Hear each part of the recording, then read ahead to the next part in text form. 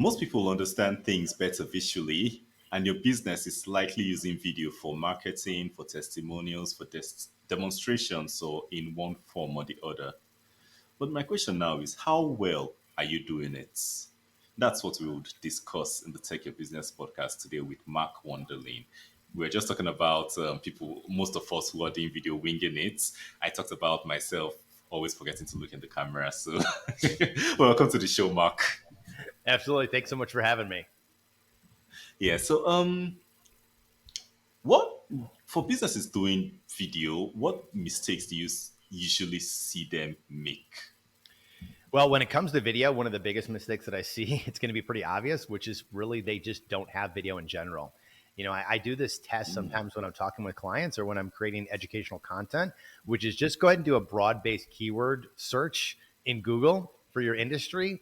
And I'm telling you, 9 out of 10 times, every time I do this, it's like literally no one has video. And it's a huge disadvantage to companies not to have a professionally produced video about their business or brand. Because when people are doing something as simple as this search online and they're looking for a company to solve their problem, they're looking usually at several different companies. And to have a video is a huge point of differentiation. So people get to know you before they know you. So that's really, really important. So that's one of the major things that they do, that's wrong when it comes to just not having video. So when you talk about not having video in relation to the searching for keywords in their niche and whatever, what sort of video are you talking about? Yeah, great question. So really, the number one video that most people should have is what we call a business promo or a brand story. Some people call them a company story. Essentially, what it is it's the who you are, what you do, and what makes you uniquely different. So for us, we usually will tell this story with three main elements. So one is kind of narrative storytelling. So that could be interviews with the staff or the owner. It could be incorporating customer testimonials. Visually, it's usually live action footage. So we physically go out there and film and kind of show what you guys actually do, your processes, and what makes you different. And then the third component of this video is really some types of graphics or animation that reinforces the content.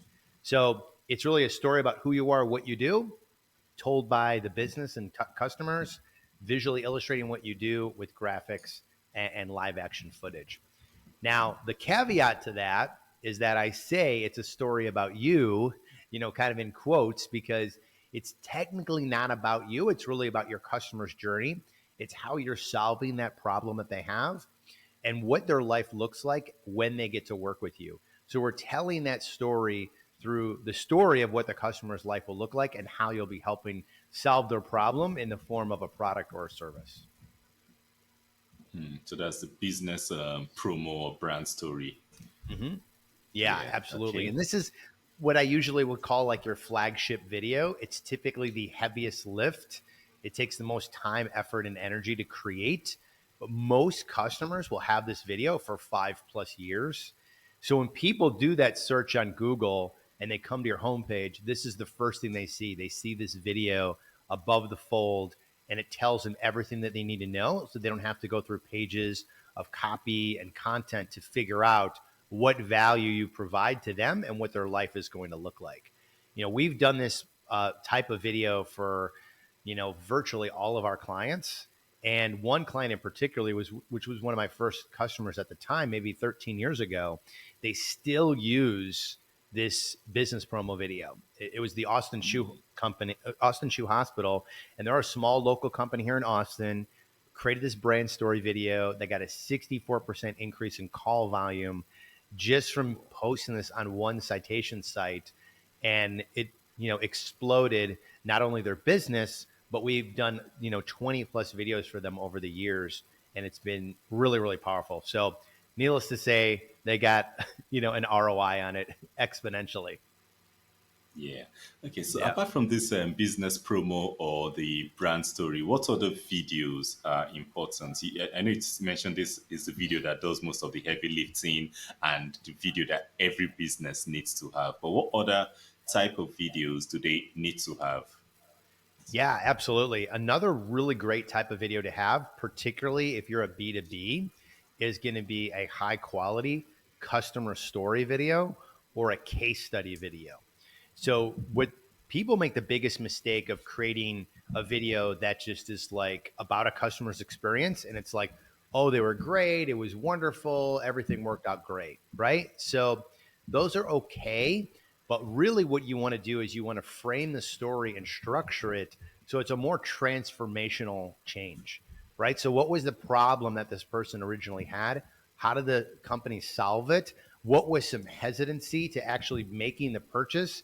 And what does their life look like now, right? So it's really taking that transformational story, anticipating what the person watching the video might be thinking, and telling that in the form of their customer story. So having a series of videos that are case study focused or customer testimonial focused is really, really powerful. And what I recommend to companies is let's take some of your main kind of customer avatars and, what are they, what is the main criteria of them? Who are they? What is their job title? What is the business or industry that they're in? What are some common problems or challenges they are? And so on and so forth. So you're taking that ideal customer persona and that you're essentially creating that video about that person's story. So when you market it to that audience, they can really resonate with that particular problem or challenge that they might be having. They meaning the person watching the actual video. So a customer case study story or a really transformational stories are super, super powerful as another video type. Okay, so now the thing is that most entrepreneurs believe that, okay, it's actually the truth. A lot of the mobile phones, a lot of the smartphones we have these days have really powerful cameras. And all entrepreneurs believe that, okay, why don't we just shoot these videos ourselves and maybe save some money or whatever? So, what would you say for people who have that those thoughts? Well, I would say you're definitely not wrong. The smartphones in our pocket are incredibly powerful. The quality is great. The only thing I would say as just a tip is you want to just make sure the audio quality is really good. So investing in, an inexpensive microphone can really, really help.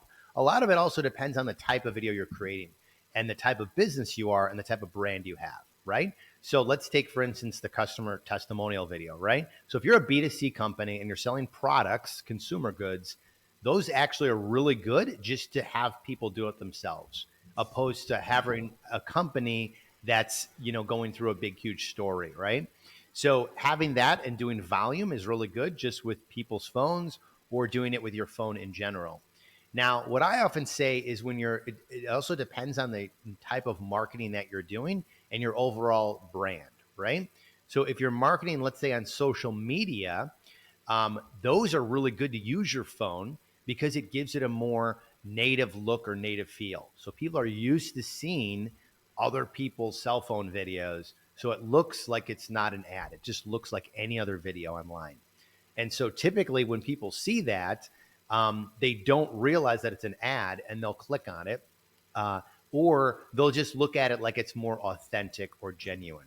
So what I like to say is start with that and test it on social with these kind of iPhone style videos.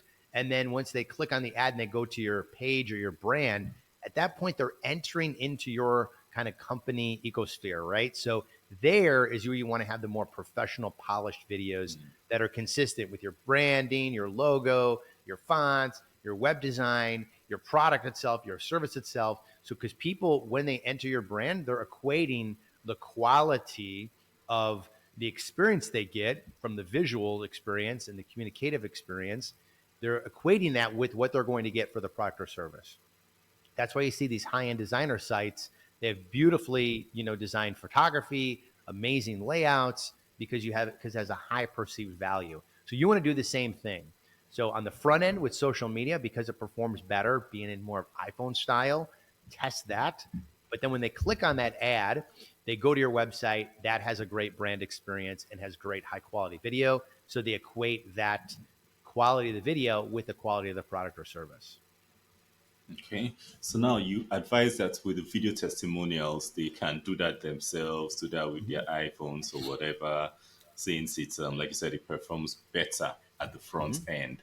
But Yep. now doing those video testimonials or whatever themselves, I know when you talked about the customer case study videos, you talked about people doing them wrongly, not having a story or a structure around them. So now coming to these video testimonials, what errors, what mistakes do you see people make when trying to do this themselves, and how can they do video testimonials better? Yeah, well, this is where it starts to get a little tricky, right? Because when you typically do a testimonial, a couple things happen. One, they're usually a lot longer than a perfect 90 seconds, which is the ideal length, right? So when you do one, it's usually like when you have a deep conversation, it's 15 to 20 minutes. So if you just do that as one cut and you're doing it by yourself, it's going to be way too long and no one's going to listen to it, right? So you want it to be kind of concise based on their answers that is structured in a way that tells a story in a systematic way. So that's problem number one is if you're doing it yourself, you can't have super long videos. Okay. The other problem is that you get into the second part, which is get into editing. So you do it yourself, you want it to get shorter, and now I got to be editing. But it's just like, is that your business?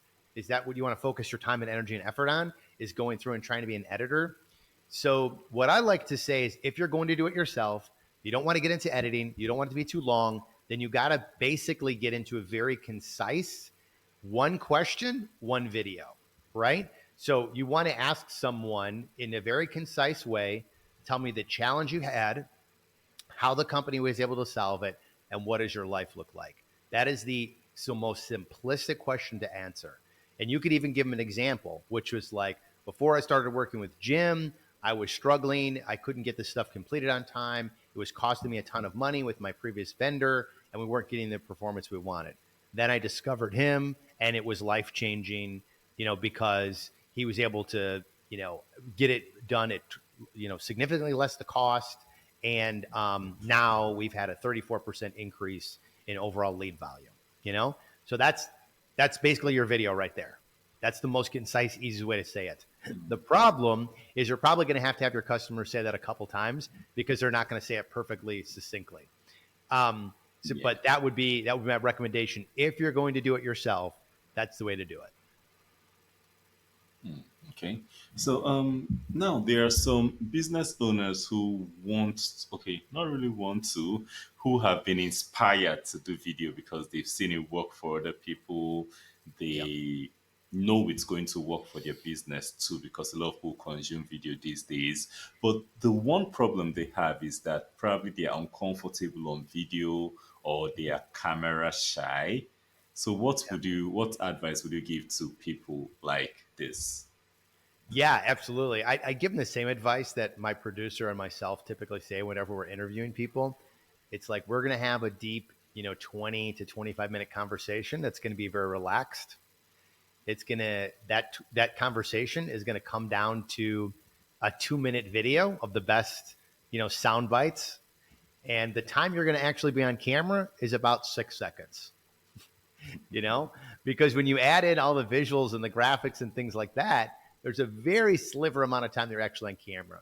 So that typically decreases the level of anxiety because they don't have to be perfect, because we're going to be taking lots of cuts and we're going to be really, kind of going into this.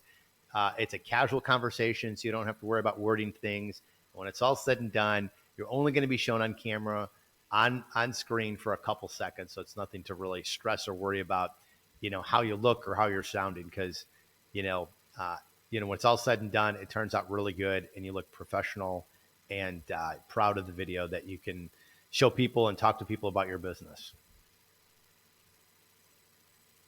Sure. So, I think the next thing I'll ask about is video funnels. Mm-hmm. I wanted to ask about this because Yeah. it's a topic that's common. Most people are used to sales funnels. I know I've done an episode on sales funnels, Yeah. but video funnels is something that keeps popping up, and I know it's a question that's going to be on a lot of people's minds. So, can you explain what a video funnel is in simple terms? Yeah, in the most simple terms, a video funnel essentially is a funnel or a customer's journey that uses video at every step of the way. That's the most simplistic approach to it. So think about it like every touch point that you have with a customer on a customer's journey, how they discover you and get into kind of, that ultimate conversion. So let's say, for instance, you're a B2B company and you want them to schedule an appointment with you, right? So they do a Google search, they find your company, you have a video about your business or brand that we talked about earlier, like a business promo. Then they go to your contact us page and you have a video that talks about when you contact us, this is what you can expect. Then they fill out their information and they go to a thank you page. And that thank you page has a video saying, thanks for scheduling a call. Here's some extra content that can help you along the way. Then they get an email, and the email basically sends them a link to another video that provide value leading up to your appointment. So there you can see it's a video funnel. So every touch point that the customer has, they're getting to know you a little bit more because they're seeing your face, your tonality, the value that you're providing them. And so it helps them kind of know you before they know you. And you've already prepped them and kind of who you are, what you do, what makes you different. Now compare that to just a traditional funnel, which is you have no video when you go to the site. You have no information other than a couple bullet points about the call. You fill out the information to call and it just says thank you. And then you have leading up reminders. And the first time you see this person is when you turn your camera on and you have this appointment with them on Zoom, right? Compare that to the other one where there's video and you've provided all this value. They've got to know you. They know what the expectations are, and it's clearly articulated in video. It just provides a better overall experience and has helped increase conversion with your show up rates. And ultimately, it kind of helps them know you before they know you. So I think from your explanation, I've probably seen a couple of video funnels, but didn't Yeah. realize that they were actually video funnels because Yeah. at each step, yeah, we had videos going Mhm. through different. So Yeah. from your opinion, do video funnels convert better than the typical traditional sales funnel, or are there specific use cases where they are better used or better placed? Yeah, video funnels definitely perform better. I was meeting with a customer the other day and they told me that they had a huge increase with their video just on their ads from social media engagement in relation to traditional photography or images. And we've worked with professional service companies where we've done a funnel similar to this, and they've talked about qualitative feedback that they get from people saying, hey, I really like that video, or I really felt like I kind of knew you a little bit more. I liked hearing about your process. So you get both qualitative feedback from people just telling you, and then you get really quantitative feedback from like actual data that shows that you have a higher open rate, or people are watching the content, and or an increase in engagement. So that's really has been really really huge across the board. And it's not only us. I mean, if you look at any just general statistical data about video, it's just mind blowing how well it performs in contrast to traditional text or images. Great.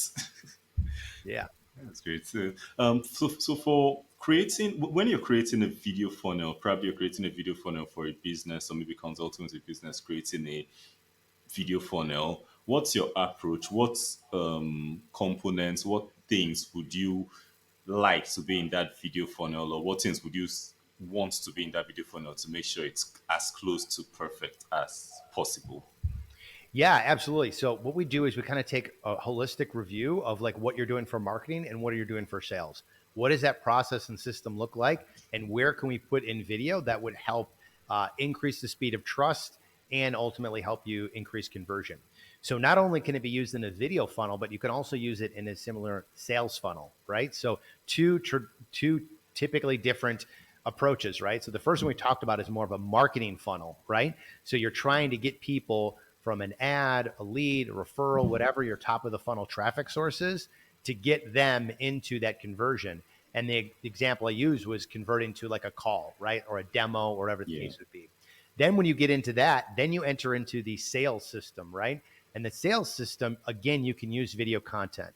So we've helped clients create video content in their deck pitch. So they're actually talking about a particular product and they're using video in their deck. So they're going over, this is what the service is, and they kind of explain it through video. So you can incorporate that. And then you also have testimonials that you can incorporate into the deck. So you have very specific use cases to say, well, we work in the health and fitness industry. Here's some testimonials that we've had with clients in the health and fitness industry, or health and wellness industry, whatever the case may be. And then, we've seen customers use these as well. We create what's called micro testimonials, or micro stories of these testimonial videos, and they use that to help overcome objections. So people would say, for instance, in a sales presentation, you know what, I really like this, but I'm a little concerned about the price. And you'd say, yeah, I can completely understand. It reminds me a lot of our client, Alex, who had a similar situation. They were worried about this, about price, so on and so forth. We ended up working together and they found out that they have blah, blah, blah. Right. And then you say, I've got a great testimonial if you want to hear from her as well. She was so happy with the result that we recorded a video for her. Can I send that over to you? So now you're using that video as a sales enablement tool, to help close the job, to give that person a little bit more reassurance that they're mitigating their risk, when it comes to, fully finalizing the purchase. So you can use it on the marketing funnel and you can use it on the sales funnel. Really powerful. Yeah. Interesting. So, okay. So now looking at video in business, I think video has been evolving, has been changing a lot. So, in the next maybe 5 years, 10 years, how do you see the use of video in business evolve? Yeah, I think the biggest thing, is going to be, obviously, AI tools are going to be more and more interesting to see what you can do and things like that.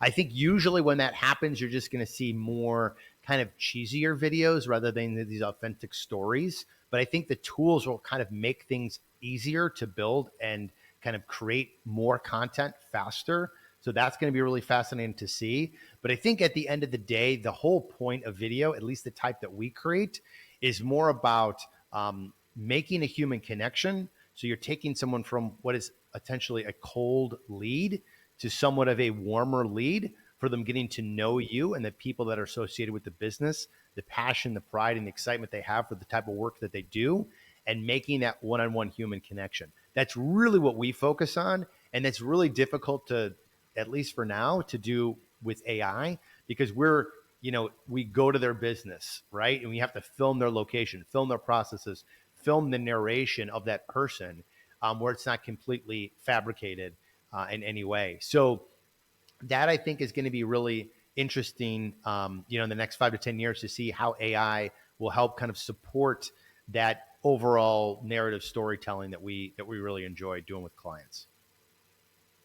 Okay, so Yeah. I think you mentioned AI. So, are there any specific maybe AI tools or maybe just general web apps that excite you, that are used in video, that you love to use, or you can recommend?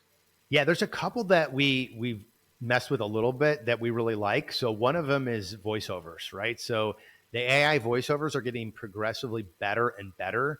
Like, I had a meeting with my team a few weeks ago, and we have a subscription at a company called ArtGrid and Artlist. They do music and they also do, stock footage. So the voiceovers are getting so incredible, it's like mind blowing how good they're getting. I mean, it is like amazing. So that's something really fascinating, that's going to be very disruptive to the voiceover industry. The other thing I see is also the stock imagery, stuff. So instead of scouring through footage, you could essentially prompt something of what you're looking for a specific thing, and you could basically create your own footage on the fly. So, like, for some clients, they're very, very specific on the type of footage they need. So we work with someone in the health industry, and they deal specifically with seniors, helping them transport them from, their home to the hospital, right? So we need footage of hospital specifically working with elderly patients, right? So there's only really, out of all the ones that we have, that's that specific. You have to go to a specific type of, stock layout company to do that stock footage. So Yeah. that we want different genders, different ethnicities, this kind of age bracket. It needs to be this type of hospital setting. So it's very difficult to find footage. So the AI stock footage, I think, is going to get better and better with really good prompting. And then you could even prompt like how, you would edit, right? So you don't want one shot, you want a sequence of shots. So this hospital scene take, for instance, I want a wide establishing shot that uses a dolly from left to right. I want an over the shoulder of the patient and over the shoulder of the doctor. I want really great head nodding. So you're kind of like, if we were filming it, these are the angles that we would be getting as a foundation Yeah.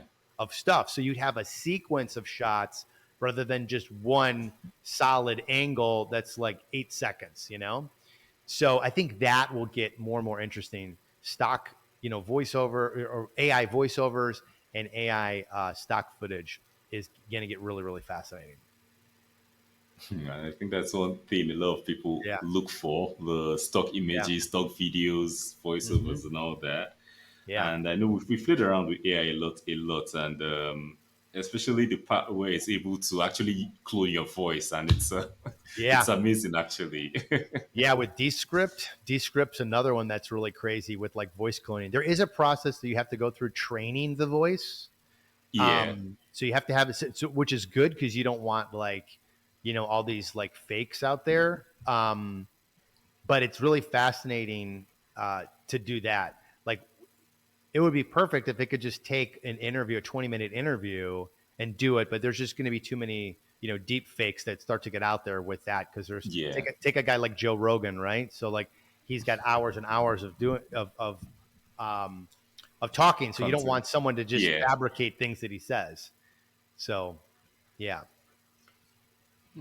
Okay, so let's go. I think we've talked enough about video. Let's talk about you now.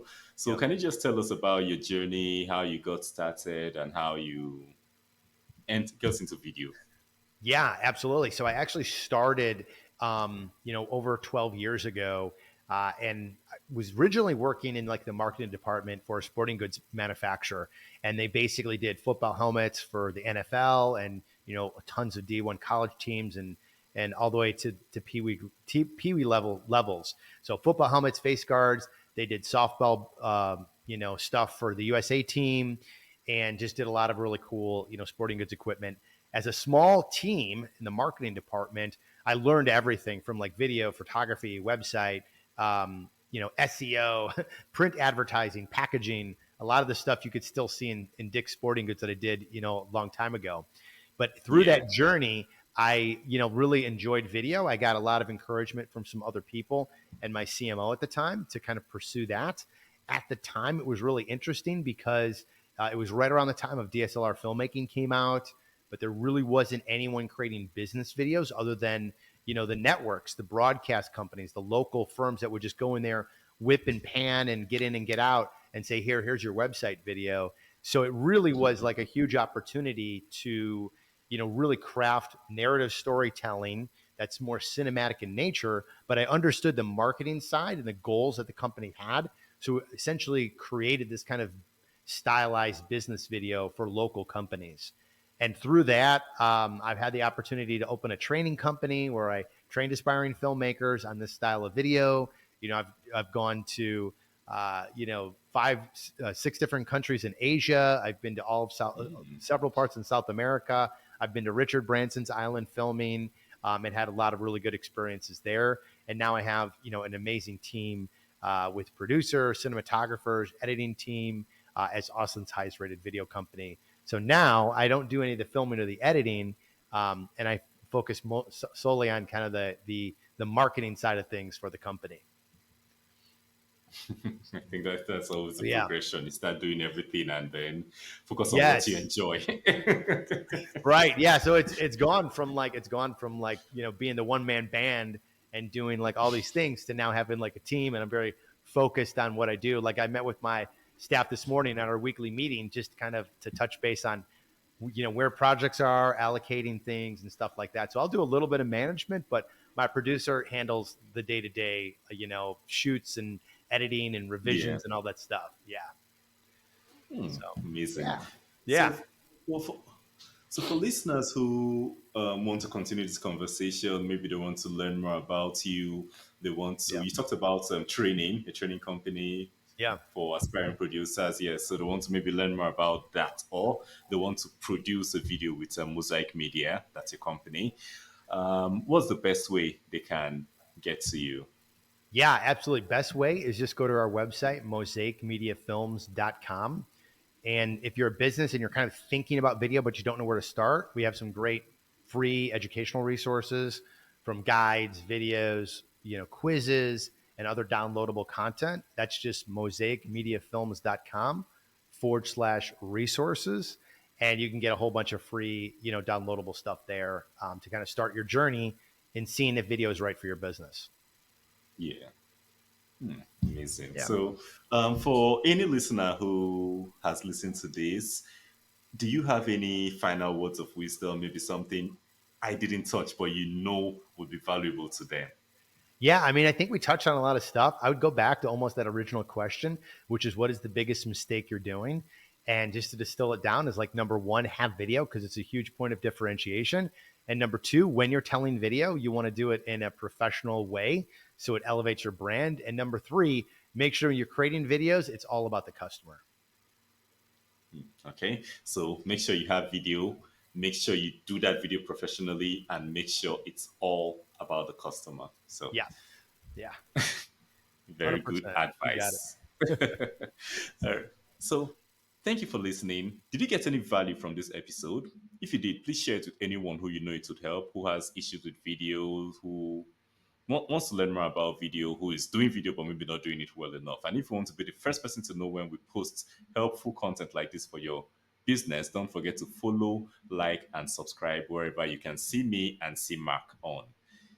We have this should be episode 99. Next episode will be episode 100, and that means you have so much to listen to when we bring out the next episode next week. So thank you for listening. Thank you, Mark, for coming on, and bye for now.